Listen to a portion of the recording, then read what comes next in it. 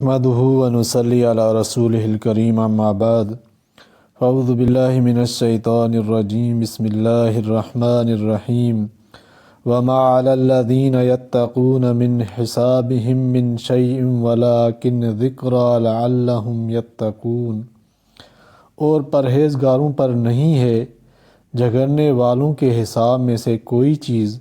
لیکن ان کے ذمے نصیحت کرنی ہو تاکہ وہ ڈریں۔ جب آیت مذکورہ نازل ہوئی تو صحابہ کرام رضوان اللہ علیہم نے عرض کیا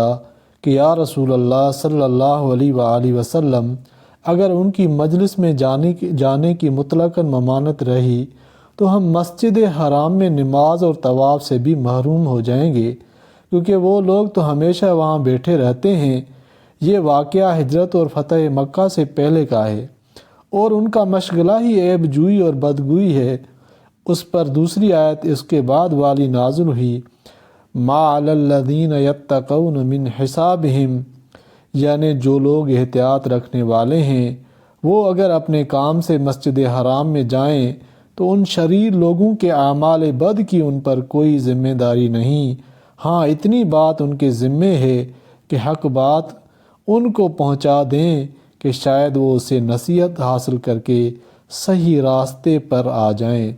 اس سے پہلے والی جو آیت تھی اس کا یہ شان نزول ہے، جہاں فرمایا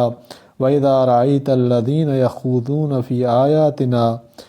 تو اس میں جو اللہ تعالیٰ نے فرمایا جب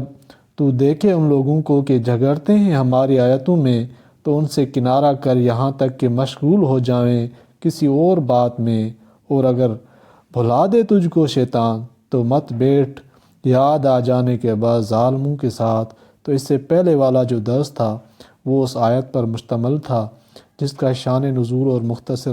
تفسیر یہاں پہ بیان کی ہے۔ اللہ تعالیٰ سمجھنے اور عمل کرنے کی توفیق عطا فرمائے، آمین یا رب العالمین۔